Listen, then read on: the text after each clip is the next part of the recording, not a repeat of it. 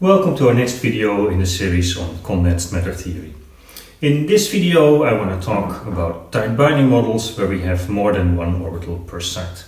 And I will largely do this by the example of a one-dimensional chain where I have a 1s and a 2s orbital per site. So we can think, for example, on a hydrogen atom where we're not only interested in the band that is occupied but also in the first excited band, and then getting things more accurate. Or we can think of the lithium atom, where we have 3 electrons per unit cell, and then fill both the lowest as well as the first orbital or band. So we have our quantum number tau, which either represents a 1s or a 2s state. And if we look in real space, then we can write down the wave functions.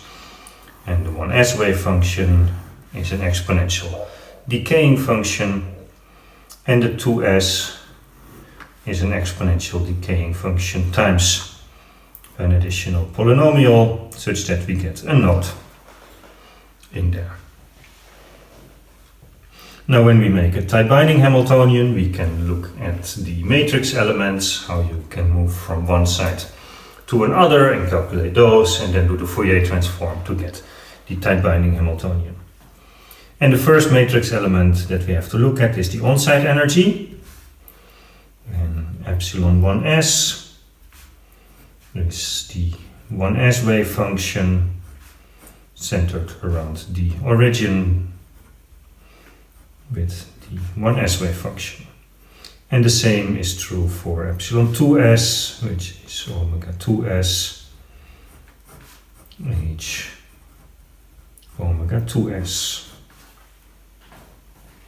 Then we can have a look at the nearest neighbor hopping. And for that we can look at our hopping matrix element T1s, which is 1s r minus a lattice vector h omega 1s centered around the origin, or the same for the 2s, omega 2s r minus a lattice vector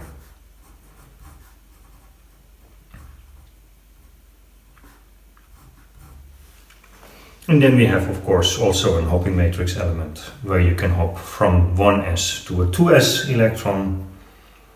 The 1s 2s is omega 2s r minus a h omega 1s at r, and this is equal to T2s 1s, where you hop from the 1s to the 2s, or from the 2s to the 1s orbital. With that we can make a tight binding Hamiltonian, and for a one-dimensional chain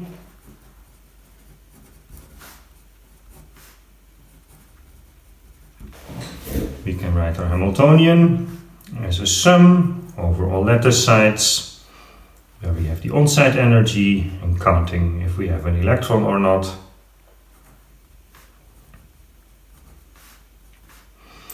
And that we do for the 1s and the 2s orbital.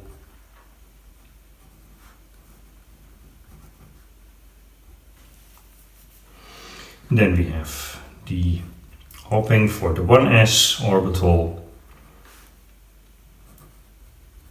at r plus a 1s at site r. We have the hopping for the 2s orbital, a dagger 2s at site r plus a, after annihilating it at site r. And then we have the hopping between the 1s and the 2s orbital, a dagger 2s at r plus a 1s at r plus harmonic conjugate. But we can also hop in the other direction, 1s r plus a 2s r plus harmonic conjugate. This is the hopping of 1s to a 2s. So to the right you become 2s, when you hop to the left you become 1s, and the bottom one is the hopping, where I go from a 2s to a 1s. And then you can see that these are not equivalent matrix elements, because here it's to the right when you go from 1s to a 2s, and here it's to the left when you go from a 1s to a 2s. So those are the matrix elements for your Hamiltonian if we only include nearest neighbor interaction. We can diagonalize this Hamiltonian by a Fourier transform.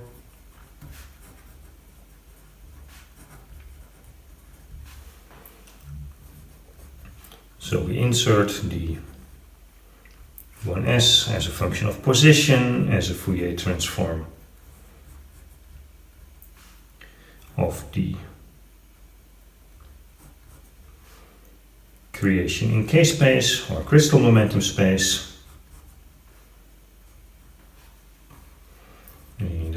And the same for the 2s orbital.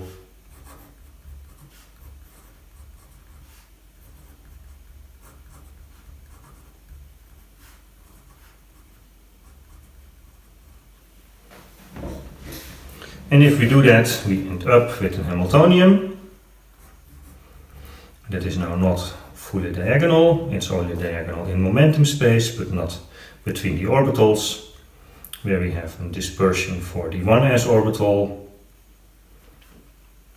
cosine Ka, A dagger K1s, A K1s.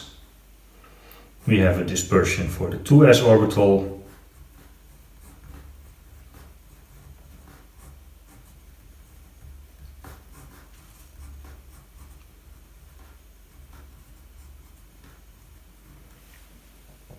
and then we have an interaction between the 1s and the 2s orbital, which is given by the matrix element T1s 2s.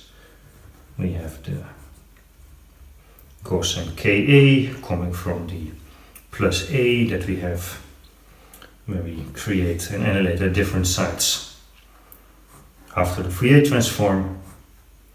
And then we have A dagger K1s A K2s plus A dagger K2s A K1s, and these are all crystal momenta.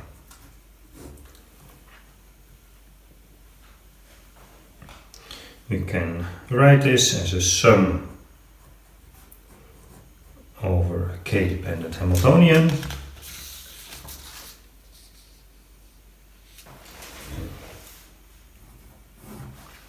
Such that h of k is given as, and now we're going to write it down as a matrix, a dagger 2s,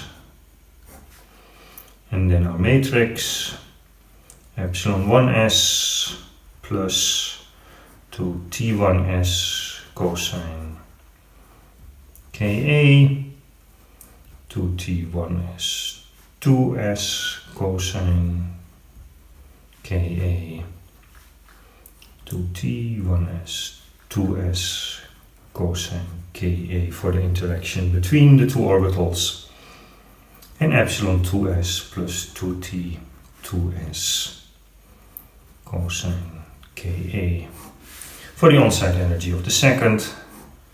And in order to get back to the full Hamiltonian, we have to multiply now with a vector where we annihilate the 1s and the 2s orbital.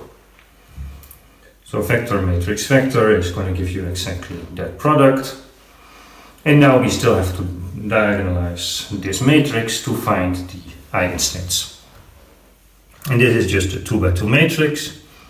So we can define epsilon 0 as the trace of this matrix, 1s plus epsilon 2s plus 2 t1s plus t2s cosine Ka. I'm just defining new variables here to shorten the notation. Delta is going to be the difference between the two on-site energies, or the two diagonals, minus t2s cosine Ka. And T is going to be the off-diagonal matrix element, cosine, which depends on the cosine of the wave vector, such that the Hamiltonian, now just the matrix part, is given as epsilon 0 plus delta over 2 T, T, and epsilon 0 minus delta over 2. We can now calculate the eigenstates. And if we do not normalize them, then we find epsilon 0 plus the square root of 4t squared plus delta squared divided by 2 a dagger k1s minus t a dagger k2s for the first state, and the second state, well, has to be orthogonal to that, so t a dagger k1s, and now this one there with a plus sign such that you are orthogonal.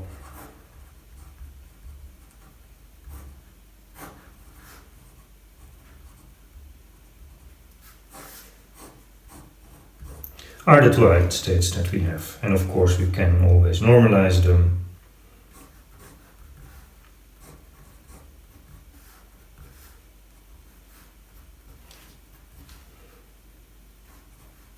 And that's the unnormalized state just by the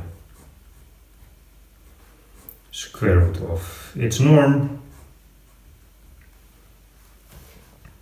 And the eigenenergies that we have is a half epsilon 0 minus plus square root 4t square plus delta square. If t is 0, this is just epsilon 0 minus plus delta, which is the diagonal part of it. And if t is 0, these just become the 1s and the 2s wave functions. So if we look at our band structure as a function of momentum minus pi over a to pi over a, then we have the 1s band, we have the 2s band, the bandwidth 42s, 41s, and this is for the case where t 1s, 2s is equal to 0. And we just get cosine-like dispersions for both of them. If we now turn on the interaction, then we see that we have two levels, they are repelled, but we also see that the off-diagonal matrix element has a cosine Ka dependence. So for pi over 2a or minus pi over 2a, that interaction is 0. So at this point the bands should not move, and then we have level repulsion at the other parts in the Brillouin zone, such that you should get a dispersion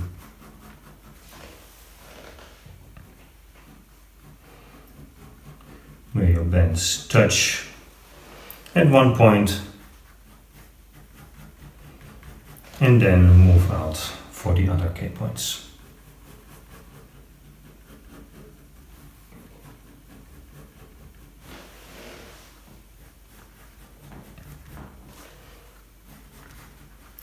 So that's how you can deal with multiple orbitals in a tight binding model, and we will use this later on to show you how we can make free electron-like states, or when we talk about topology, when we have an S and a P band, how topology comes into play in describing these band structures.